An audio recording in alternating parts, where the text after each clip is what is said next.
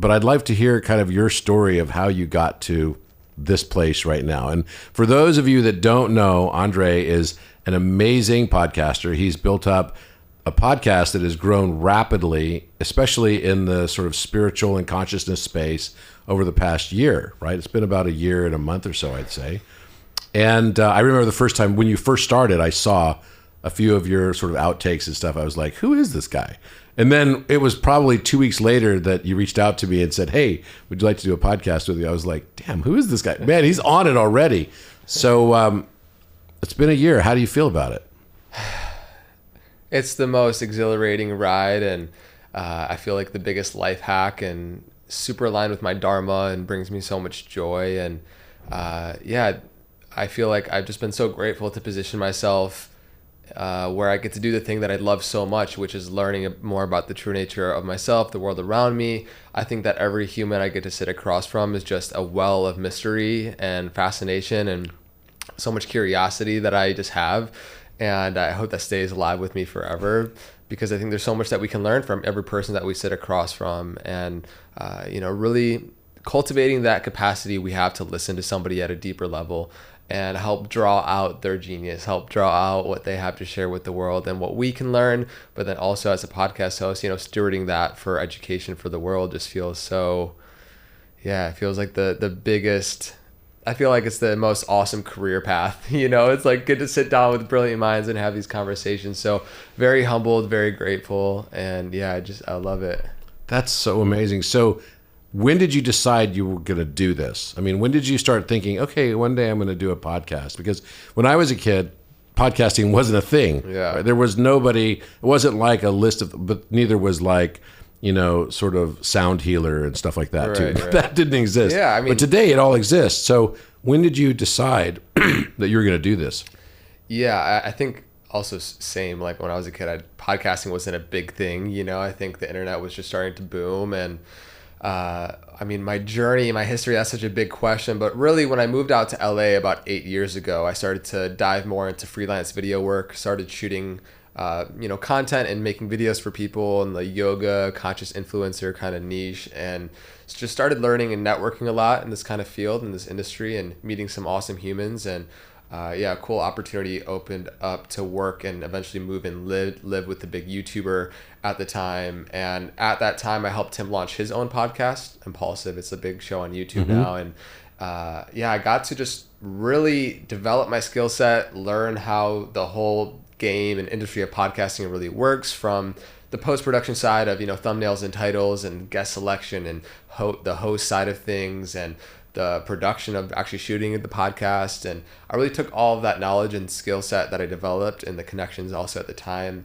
and created my own production company where we started producing shows for dozens of conscious creators in their own fields and personal development and health and wellness shows. And it really just came about 2 years ago, year and a half ago, when I sat down and really just started considering creating my own show, because I've had a lot of practice creating a lot of other people's show. I've had a lot of success, made a lot of mistakes, and it really kind of came like the idea was ripe. It was just time for. Now you've actually taken that now, and you teach this. Even you're even teaching this.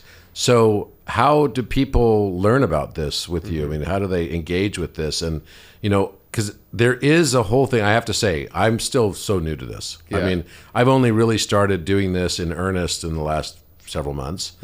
And I feel like there's a steep learning curve, because there's so many weird twists and turns that you just don't understand. Like, I remember it was Christian Pitty. You might know him from Aubrey's podcast. And he's like, okay, so the whole game is about the thumbnail, bro.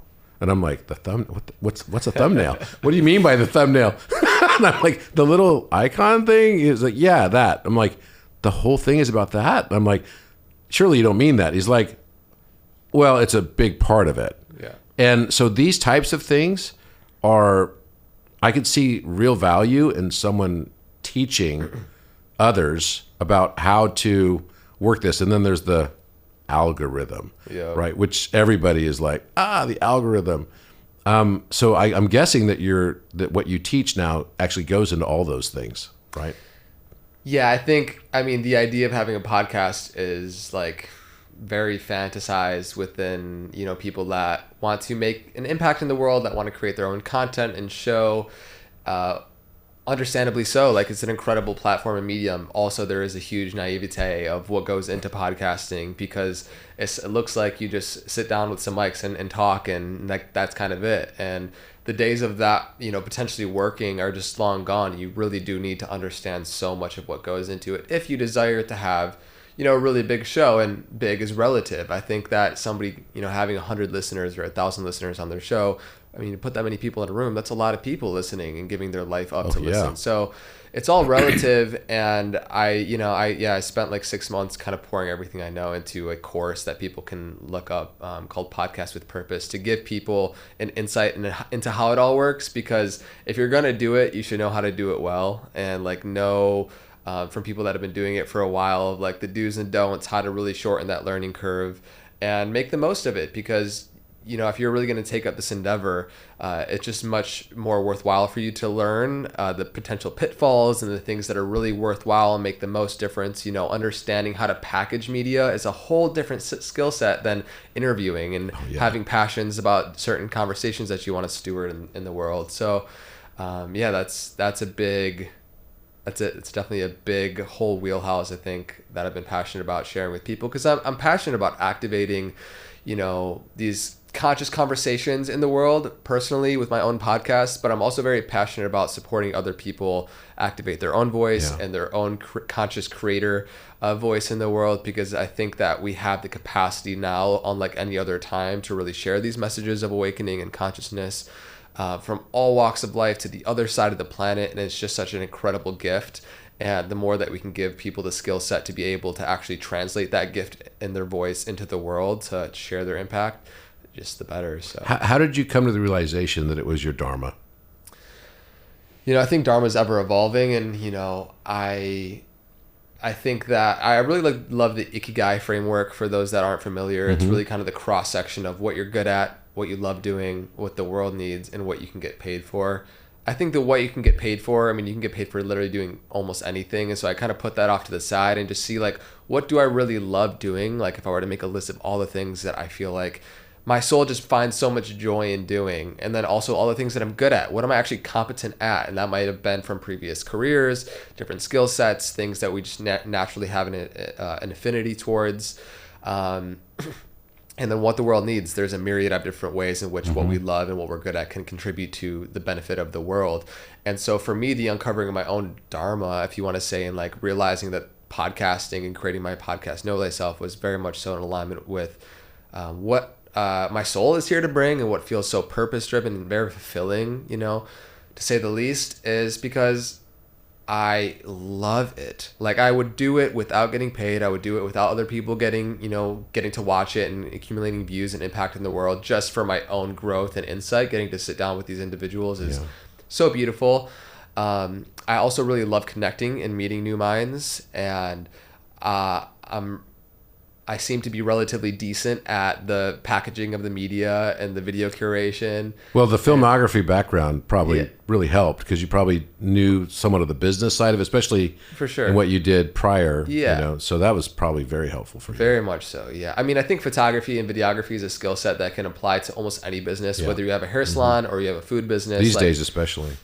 For sure, being able to translate that in a world to basically scale beyond just trading your own time in for money, you know, but be able to kind of exponentially grow your impact in the world and help people find you is just such an incredible skill set. So, you know, that's something that I'm pretty good at, is videography and storytelling in that aspect. I also, you know, part of my desire and love for like listening, I've also feel like I've cultivated the skill set of asking questions that elicit unique responses for people. And so that's also a skill set. So like, all those in combination with these conversations really being impactful for the world, they kind of culminate into what you could say is your ikigai or purpose or dharma, in a way that where I feel like life is using me to the best of its ability. You know, I feel like really I'm being used by life in a good way. So, okay. I mean, if I were to just say my experience that I had going on your podcast. Sure, I'd love to hear. You know Thyself podcast, which I think it resonated. The name already resonated, because I was always a big fan of that particular way of looking at the world. Socrates has always been a favorite of mine. And so I was thinking, okay, I felt like there was sort of some alchemical / Indian / a little bit of New Age vibe that was sort of mixed into all of it. And here's this young guy, good looking, smart. And when I sat down with you for the first time, I was struck by the profundity of your questions. So I think you're a master at doing the research and coming up with just the right questions that draw things out of people that maybe they wouldn't otherwise contemplate or look at so deeply, but for the fact that they're sitting in a podcast chair and they're sort of the spotlight's on them. How did you come to that? Was that also part of the filmography background, or was that something that you just honed over time? I think part of it is innate since 15, 16. I've always very much so like seen myself kind of as a truth seeker and reading voraciously different philosophical texts. And that was clear too, that you read a lot. Yeah. So yeah, it's for me, it's like when I get the opportunity to sit down with somebody that I can have a 1, 2, up to 3 or plus, more hour conversation. First off, that's a lot to ask of somebody. Mm-hmm. I really want to honor their time and also honor their being. In a way, their life path has uniquely, like God is expressing themselves individually through them in a completely unique way. Like we all have a fingerprint. They have a unique soul's expression. And the feeling I have is like I really get to honor this individual and help draw out and help really just create a space for their own wisdom, their own brilliance, their own humor, all to kind of come to the surface to, of course, be captured and shared, but also just in dialogue in a way that feels really good to me. It feels good to honor people in that way. But then also, as time goes on, one podcast after the next, you start to, if you put in this time for preparation and you listen and like watch their series on Gaia and you read the books that they have and you watch other podcasts they've been on and really start to understand and try to get this person's reality and see what's uniquely coming through them. Then over the course of a year, you have 52 podcasts if you're doing every single week. And now you have this beautiful library in which people can come and pull a book off the shelf and get a deep dive into somebody's reality and somebody's life. That's like a fractal pattern into the cosmos. It's a really beautiful thing. And I just like to think of the podcasting journey as kind of weaving this amazing tapestry. And you don't get to see the full picture until you're years down the road. But all that really matters is taking it podcast by podcast, conversation by conversation, person by person, and really trying to honor that individual. You know what's really interesting too is that when you did reach out to me and said, I'd like to do a podcast with you, I was immediately struck because I was like, okay, who is this young guy, first of all? But that was an advantage. For sure. It was a huge advantage because if somebody is, from your age demographic and everything, reaching out to someone my age and saying, I'd like to do a podcast with you. It's like, first of all, he's got some moxie, right? Or he or she. And I'm like, that demands attention right off the bat, right? So secondly, people that are in positions like, like me and peers of mine, we want to help young people. We do. We want to help advance them. I don't know that many people that don't, actually. Yeah. I mean, there are some probably exceptions in the world. Of course. But I was so struck that I was like, okay, I got to meet this guy. So yes, it was a drive. It's a huge amount of time because for me to go to Venice, because that was when you lived in Venice before you moved, it was probably at that time of day, like 2.5 hours or something drive, which is like, yikes. And then I'm going to this house and in Venice, like so many houses have podcast studios in them, which is kind of funny. And I walk in there and I'm like, well, this is like a tiny room. It was, It was a tiny room, but it was so perfectly appointed. I was like, damn, this is like epic. And it was very intimate. Yeah. And so I thought, this guy has put so much thoughtfulness into constructing this atmosphere. And from the choice of the books on the table to the ones that were on the shelf to every aspect of it. And I just came away thinking, well, this guy's really got his, ish together, which is like rare. And so first I want to commend you on that because that was my experience. And I'm sure that was probably the experience for most. And that's why how you do one thing is how you do everything.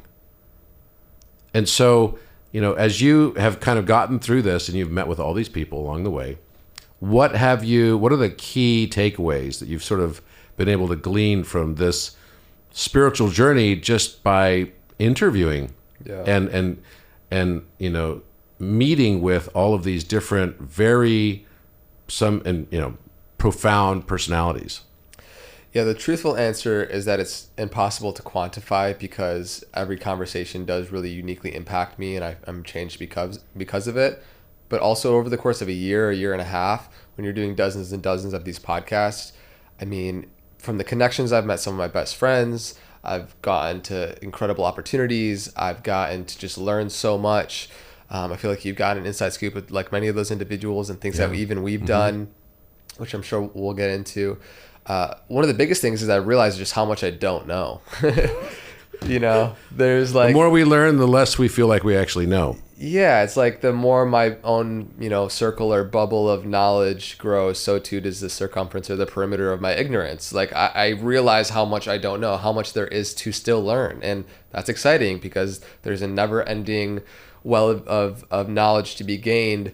But I kind of come back to those core tenets of like what I really value. And for me, it's changed what I perceive physiologically, psychologically, really brought so much humility into my own view of spirituality, the differences and how unique everybody's perspective is.